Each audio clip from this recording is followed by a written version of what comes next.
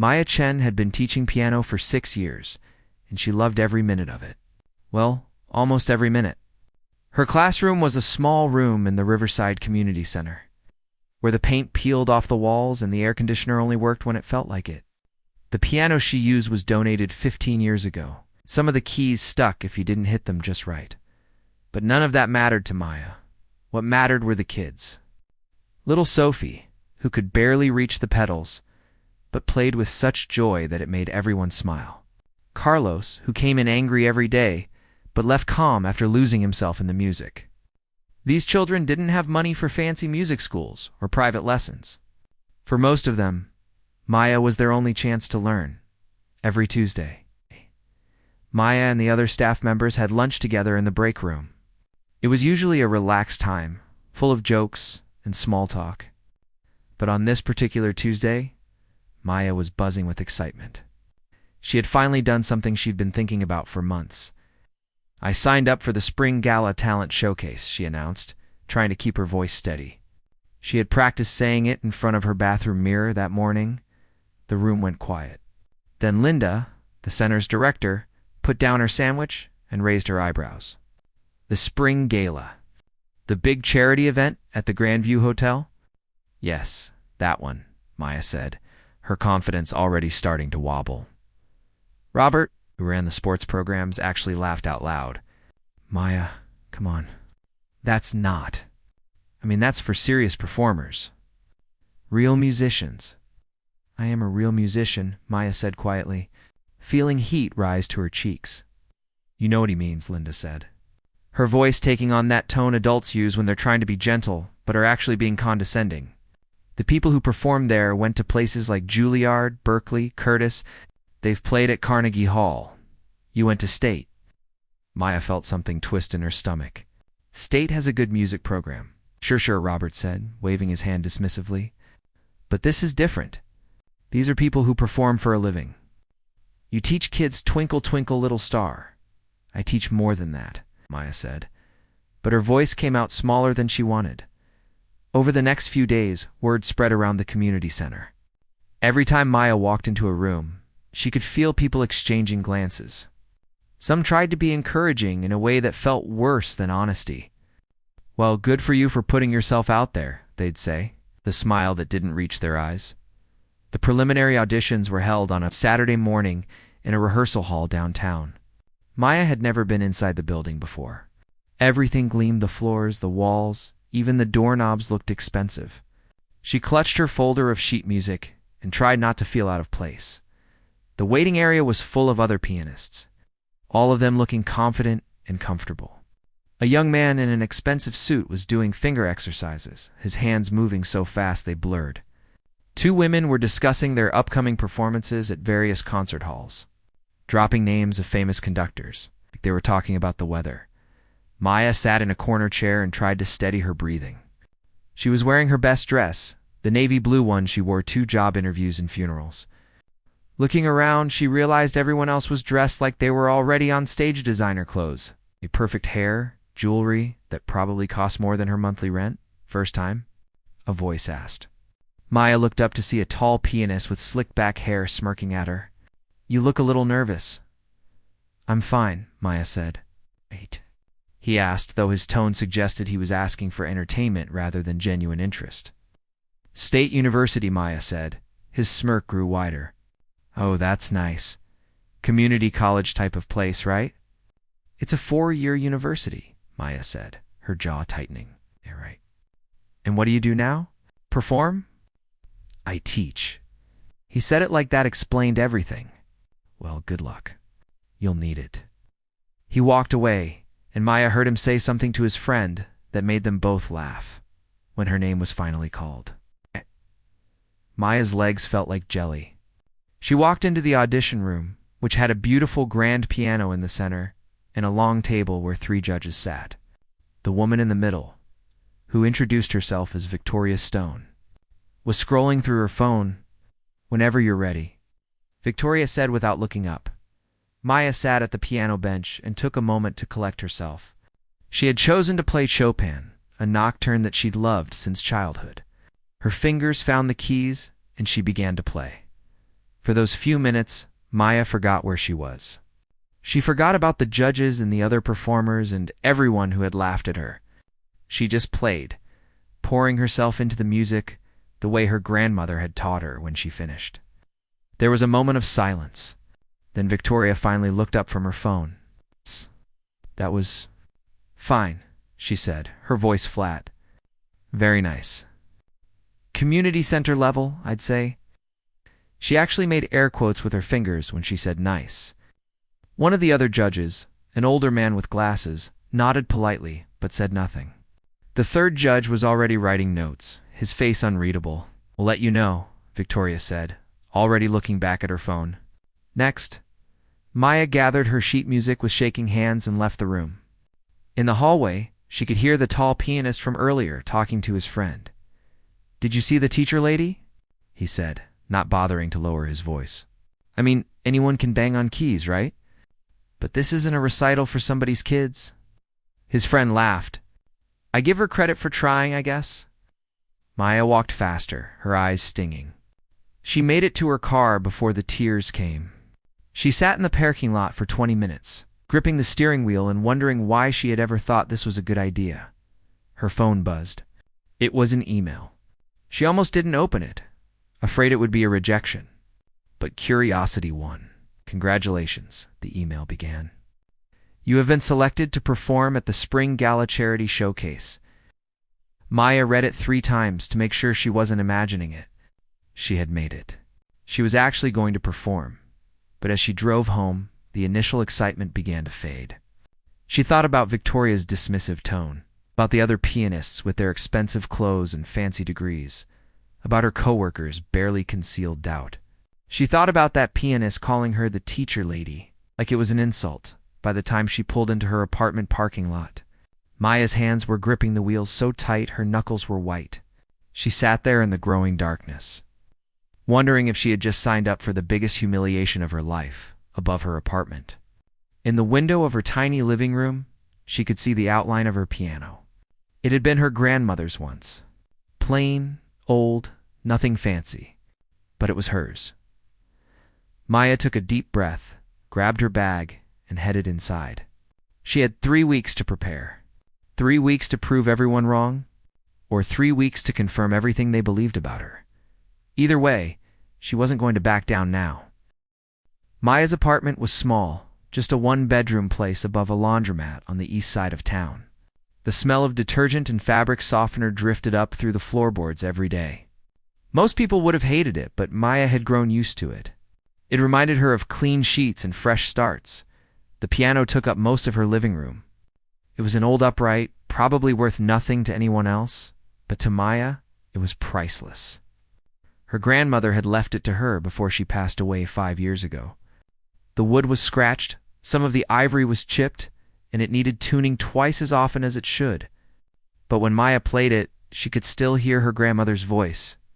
"Music isn't about being perfect, sweetheart. It's about telling the truth." That first night after the audition, Maya sat at the piano and just stared at the keys.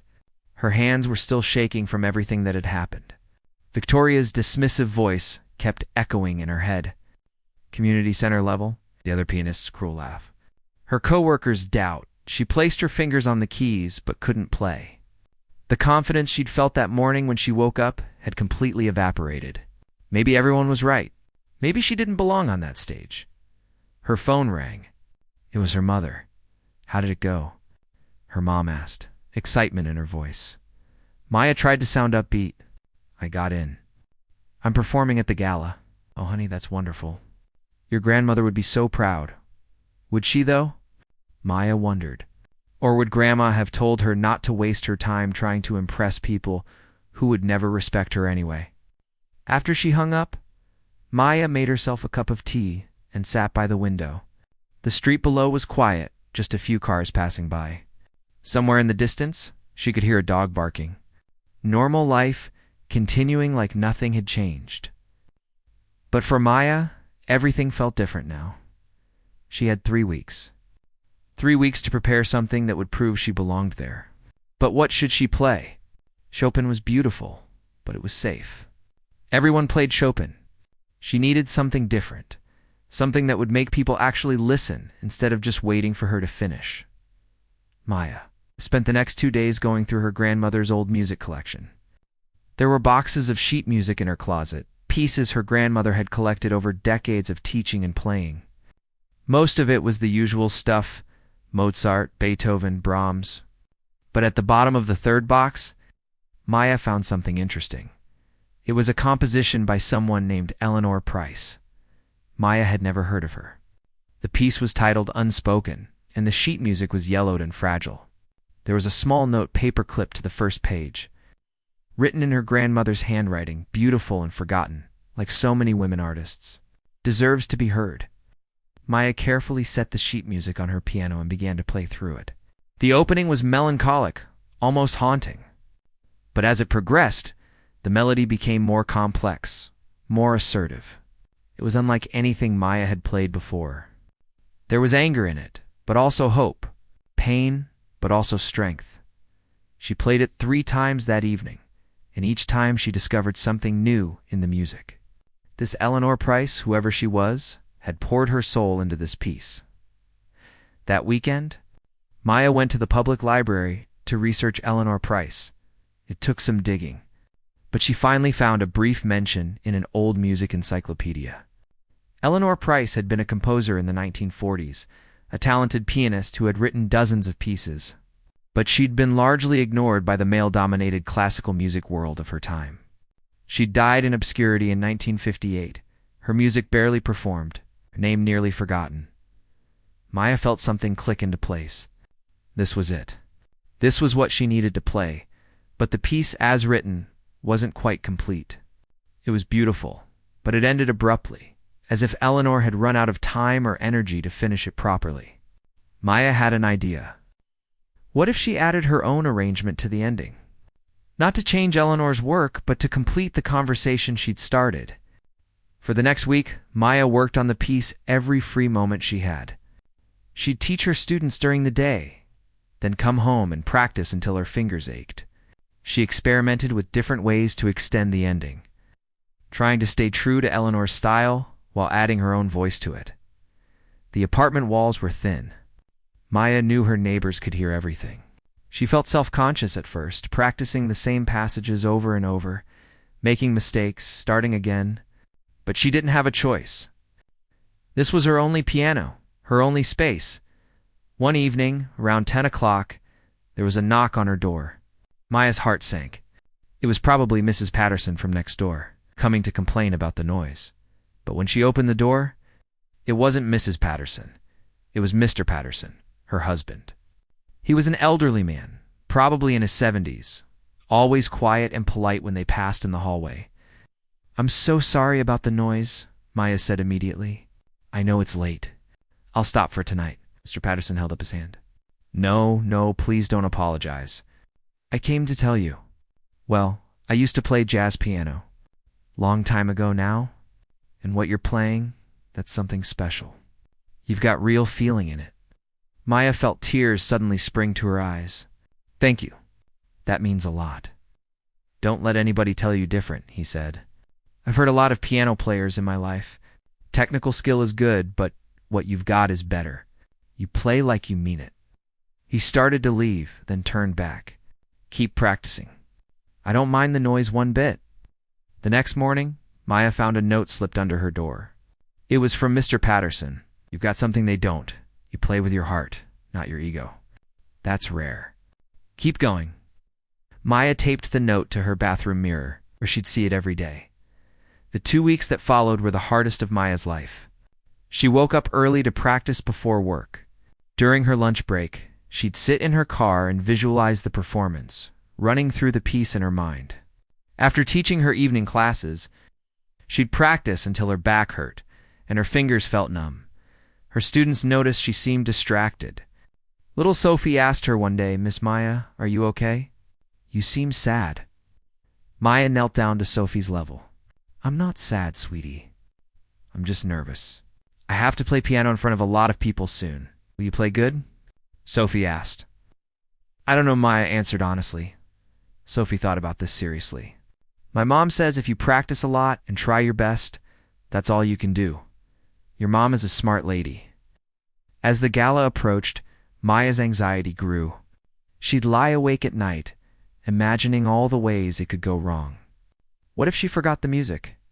What if her arrangement was terrible? What if everyone laughed? But then she'd think about Eleanor Price, composing beautiful music that nobody heard. She'd think about her grandmother, who believed music was about truth, not perfection. She'd think about her students, kids who didn't have fancy opportunities but showed up and tried anyway. 3 days before the gala, Maya played through the entire piece without stopping. It wasn't perfect. There were moments where her fingers stumbled, places where the tempo wavered, but it was honest. It was real. That night, she called her mother again. "How's the preparation going?"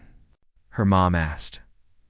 Maya looked at the piano, at Eleanor Price's sheet music sitting on the stand, at Mr. Patterson's note taped to her mirror. "I think I'm ready," she said, and for the first time in weeks, she actually believed it. The day of the spring gala arrived faster than Maya expected. She woke up that morning with her stomach in knots. For a moment, she just lay in bed staring at the ceiling, listening to the familiar hum of the laundromat below. Part of her wanted to pull the covers over her head and pretend this day wasn't happening, but she got up.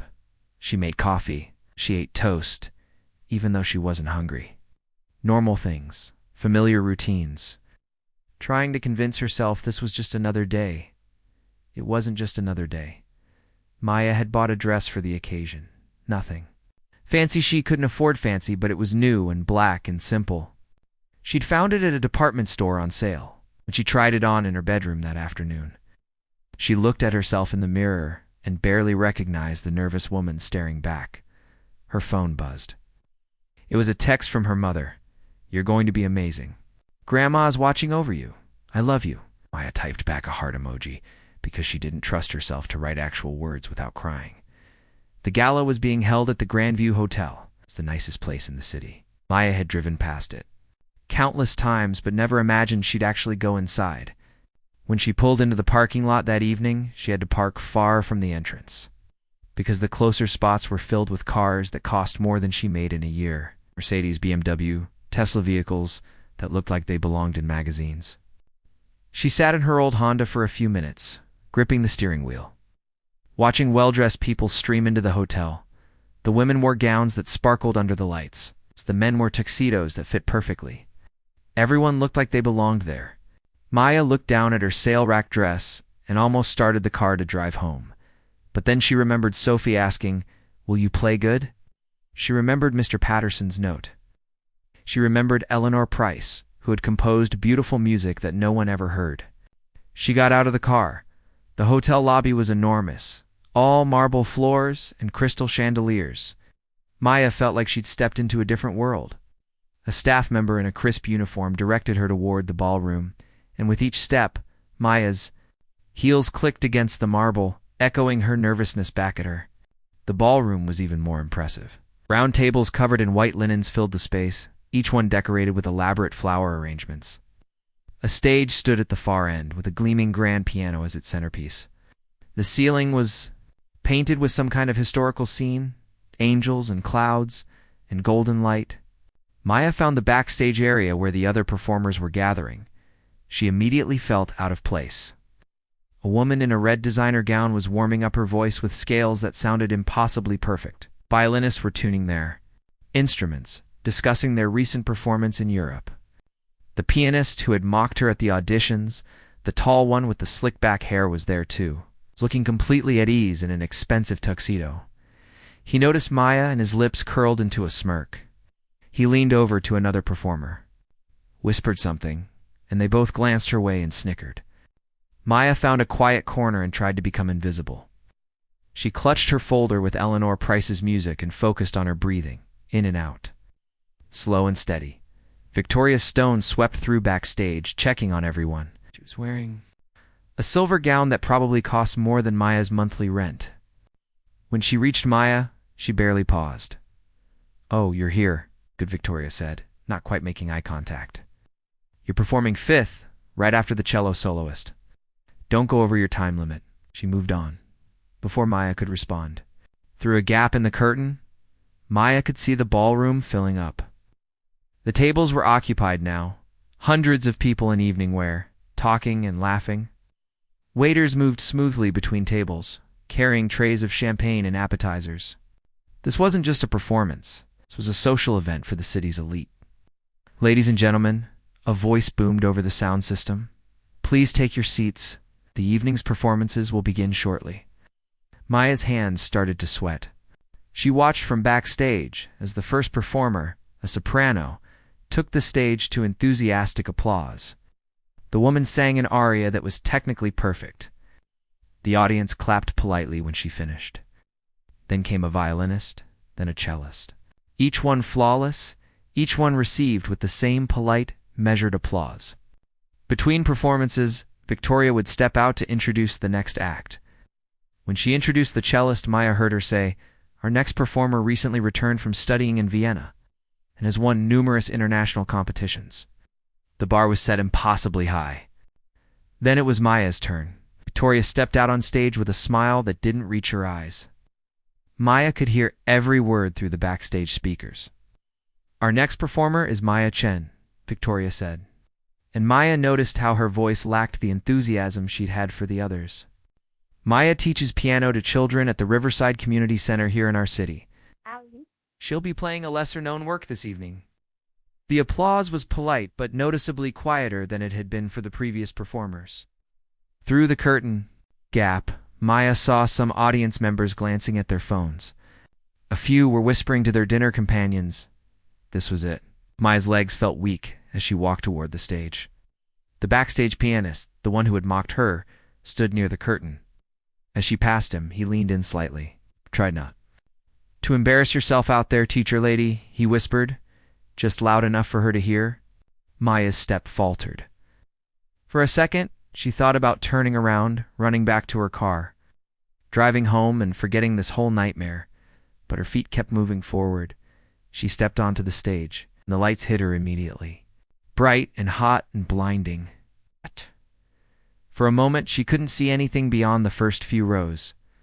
Her heart was pounding so loud she was sure everyone could hear it. The grand piano waited for her at center stage. It was beautiful, nothing like her old upright at home. The bench was padded leather. Keys gleamed under the lights. Maya walked to the piano, her heels clicking against the stage floor. The sound seemed impossibly loud in the hushed ballroom. She sat down, adjusted the bench slightly, and placed Eleanor Price's music on the stand, even though she had memorized every note. She looked out at the audience. Hundreds of faces, some curious, some bored, some already distracted.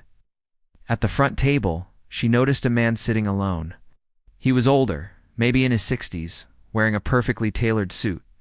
Unlike everyone else, he wasn't looking at his phone or talking to anyone. He was watching her with an intensity that was almost unnerving. Maya had heard about him.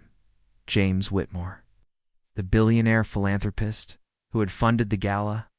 He donated millions to arts programs every year, though no one really knew why. He rarely spoke in public and was known for being emotionally reserved. Almost cold, he was watching her, waiting. Everyone was waiting. Maya took a deep breath. She thought about her grandmother, about Eleanor Price, about all the music that had been dismissed and forgotten. She thought about her students, about Mr. Patterson's note, about every person who had doubted her. She placed her fingers on the keys. The ballroom fell silent, and Maya began to play. The first notes came out soft and hesitant. Maya's fingers touched the keys gently, pulling out the opening melody of Eleanor Price's Unspoken. It was delicate, fragile even, like someone trying to find their voice after years of silence in the audience. Conversations continued. Someone laughed at a nearby table. Maya heard the clink of glasses, the rustle of programs. They weren't really listening yet. To them, she was just another performer to sit through before they could get back to their champagne and networking. But Maya kept playing. The melody began to shift. What started as tentative questions became more insistent. Eleanor Price's composition had been written in the 1940s, during a time when women composers were dismissed, ignored, treated as hobbies rather than artists. Maya could feel that frustration in every measure, that anger of having something important to say and know. one willing to listen. Her fingers moved across the keys with growing confidence. She forgot about the fancy ballroom, forgot about the people in their expensive clothes. Right now, it was just her and Eleanor's music, and this moment, to finally let it be heard.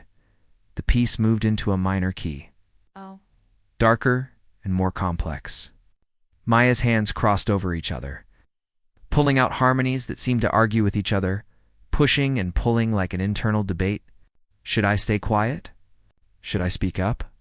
What happens if I do and no one listens? At table 7, a woman who had been checking her phone looked up. Something in the music had caught her attention. At table 12, a man stopped mid-sentence in his conversation with his wife. The room was getting quieter. Maya didn't notice. She was somewhere else now, lost in the music. She thought about every time someone had dismissed her. Community center level, just a teacher. Every time someone had made her feel small, like her dreams were too big for someone like her. The music swelled, louder now, more insistent.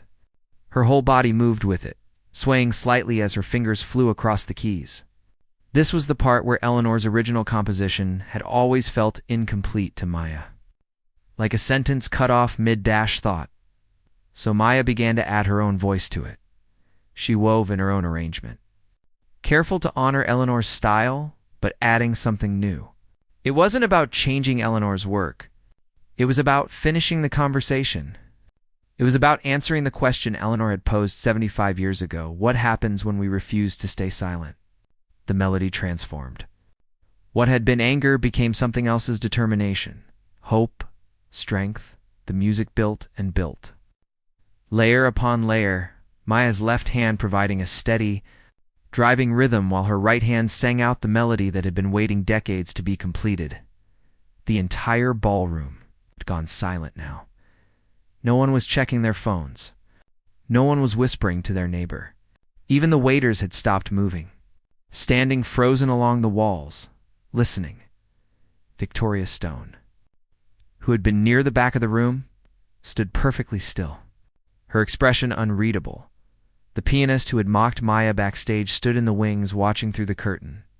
His smirk had completely vanished. Maya's fingers raced through a technically challenging passage, one she had practiced hundreds of times in her small apartment above the laundromat. Every repetition, every late night, every moment of doubt, it all poured into this performance. She thought about her grandmother, who had saved this music, who had written that note, beautiful and forgotten, like so many women artists, deserves to be heard. She thought about Mr. Patterson's words. You play with your heart, not your ego. She thought about little Sophie asking, will you play good? The music reached its emotional peak, a moment where all the different themes came together in a powerful crescendo. Maya's hands moved with absolute certainty now, each note exactly where it needed to be. This wasn't about technical perfection. This was about truth. And then, gradually, the piece began to resolve. The anger and frustration that had driven so much of the composition softened into something gentler. Not defeat's acceptance. Understanding. The music seemed to say, I existed. I created. I mattered. Whether or not anyone was listening, but people were listening now, Maya played the final progression. Each chord carefully chosen to honor both Eleanor's original vision and her own completion of it. The notes grew softer, more spaced out, like someone taking their final breaths. Not sad, exactly peaceful, complete. The last note hung in the air, resonating through the silent ballroom. Maya's hands remained on the keys for a moment. Her eyes closed. She had done it. Whatever happened next, she had given everything she had to this music. To Eleanor's memory, to her own voice. Slowly, she opened her eyes and lifted her hands from the piano. The silence continued for what felt like ever, but was probably only seconds. Maya's heart sank. Had she failed? Had it been too different, too personal, too much? She started to stand, preparing for the polite, disappointed applause. Then she saw him. James Whitmore, the billionaire at the front table, was on his feet. And he was crying, not just misty-eyed. Actually crying. Tears streaming down his face, not bothering to wipe them away. his expression raw and unguarded in a way that seemed almost painful to witness. For a moment, everyone else seemed frozen, shocked by the sight of this notoriously cold, reserved man openly weeping. Then someone else stood and started clapping. Then another person, then another. Suddenly, the entire ballroom erupted. It wasn't the polite, measured applause the other performers had received. This was different. People were on their feet, applauding so loudly it seemed to shake the chandeliers. Some were wiping their own eyes. Others were simply staring at the stage in wonder. Maya stood there, completely overwhelmed, not quite believing what was happening. The applause continued, wave after wave of it. Victoria Stone was clapping, her face showing genuine surprise for the first time that evening. The other performers backstage were applauding too, even the pianist who had been so cruel earlier. But all Maya could see was James Whitmore. He was still standing, still crying, looking at her with an expression she couldn't quite read. It was grief and joy, and something else all mixed together. His hands were shaking as he continued to clap. The audience kept applauding. 30 seconds. 45 seconds. A full minute of sustained ovation. Maya felt tears running down her own face now. She wasn't sure when she had started crying. She took a small bow, her legs still shaky, her heart pounding as the applause finally began to fade. James Whitmore did something unexpected. He started walking toward the stage. The entire room watched as this powerful private man made his way forward. His face still wet with tears, he climbed the stairs at the side of the stage, moving slowly but with purpose. Maya stood frozen, unsure what was happening. When he reached her, he didn't say anything at first. He just looked at her and in his eyes. Maya saw a depth of emotion that was almost frightening. Then he turned to face the audience. Someone handed him a microphone. The ballroom went completely silent again, everyone waiting to hear what James Whitmore, a man known for rarely speaking in public, would say. He raised the microphone to his lips, but his voice cracked on the first word. He paused, collected himself, and tried again. James Whitmore stood on the stage, microphone in hand, his face still showing the tears he hadn't bothered to hide. Maya stood a few feet away, completely confused about what was happening. The entire ballroom waited in silence. "Apologize," Whitmore said, his voice rough with emotion. "I don't usually speak at these events. I prefer to stay in the background, write checks, let others take the spotlight. But tonight I can't stay silent." He paused, looking down at the microphone, gathering his thoughts. "The composer of the piece you just heard was Eleanor Price," he continued. "Most of you have never heard of her. Why would you? History forgot her. The music world ignored her. She died in 1958 with barely anyone knowing her name." Maya's breath caught. How did he know about Eleanor Price? Whitmore's voice cracked again. "Eleanor Price was my mother." A murmur rippled through the audience. Maya felt the world tilt slightly.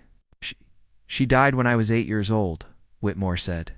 "She spent her whole life composing, teaching, trying to share her music with the world. But nobody wanted to hear it. Not because it wasn't good, you just heard how beautiful it is, but because she was a woman in the 1940s and 50s, and the classical music world had no space for women who weren't performers or teachers. Women who wanted to compose, to create, to be remembered as artists. They were invisible." He looked at Maya, and she saw something like wonder in his eyes. "I have spent 40 years trying to honor her memory," he said. "I've donated over $100 million to arts programs, music scholarships, programs that support young composers.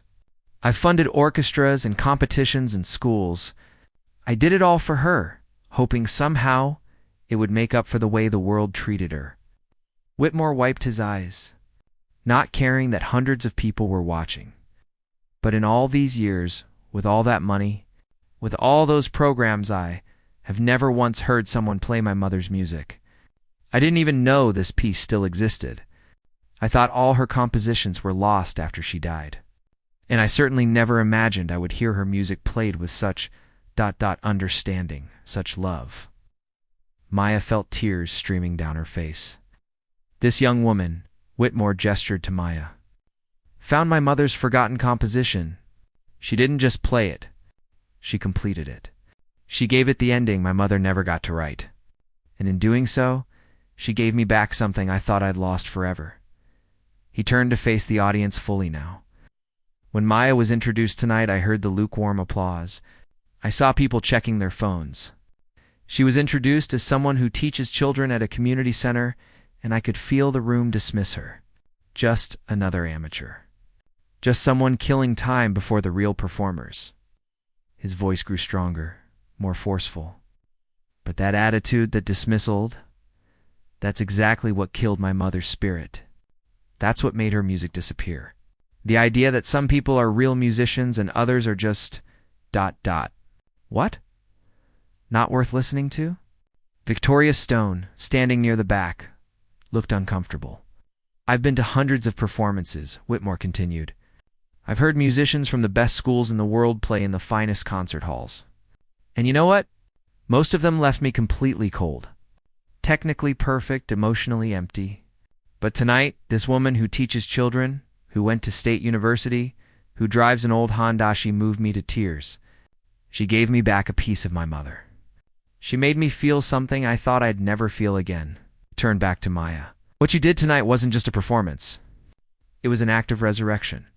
You brought my mother's voice back to life. The ballroom was absolutely silent except for the sound of people quietly crying. Whitmore took a moment to compose himself. When he spoke again, his voice was clearer, more businesslike, but still emotional, effective immediately. I'm making a $2 million donation to the Riverside Community Center, where Maya teaches. The money will be used to expand their music program by new instruments and provide free lessons to any child who wants them. Gasps echoed through the ballroom. Maya's hand flew to her mouth. Additionally, Whitmore continued, I'm establishing the Eleanor Price Foundation with an initial endowment of $10 million. Its mission will be to uncover and perform the work of forgotten composers, particularly women whose contributions were erased by history. Maya, I'd like you to be the foundation's first artist in residence. We'll fund you to record my mother's complete works, however, many we can find to discover other forgotten voices that deserve to be heard. Maya couldn't speak. She couldn't breathe. This couldn't be real. The foundation will also provide full scholarships for students from underserved communities to study music at any institution they choose. Because talent isn't about wealth or connections. It's about passion and dedication and the courage to share your voice even when people tell you you're not good enough. The applause started again, even louder than before. But Whitmore held up his hand. One more thing, he said. To everyone in this room who checked their phone during Maya's introduction, who whispered to your neighbor, who assumed she wasn't worth your attention, I hope you learned something tonight. Real artistry doesn't come with a pedigree. It comes from the heart. He looked directly at Victoria Stone when he said this. She had the decency to look ashamed. Whitmore handed the microphone back to a stagehand and turned to Maya. Q, he said quietly, his voice breaking again. Thank you for giving me back my mother. Maya couldn't hold it together anymore. She started sobbing, and Whitmore, this billionaire she'd never met, pulled her into a gentle hug while the audience gave them both a standing ovation that seemed to last forever. When Maya finally left the stage, her legs barely worked. Backstage, the atmosphere had completely changed. The other performers looked at her with respect now, some with awe. The pianist who had mocked her earlier couldn't meet her eyes. He mumbled something that might have been an apology and quickly left. Victoria Stone approached, her expression carefully neutral. That was quite something, she said stiffly. We'll be in touch about future performances. But Maya barely heard her. She was thinking about her grandmother who had saved Eleanor's music, about Mr. Patterson, who had encouraged her, about her students who would now have new instruments and opportunities, about Eleanor Price, who had been forgotten but was forgotten no longer. 6 months later, Maya stood in a professional recording studio, preparing to record Eleanor Price's complete works.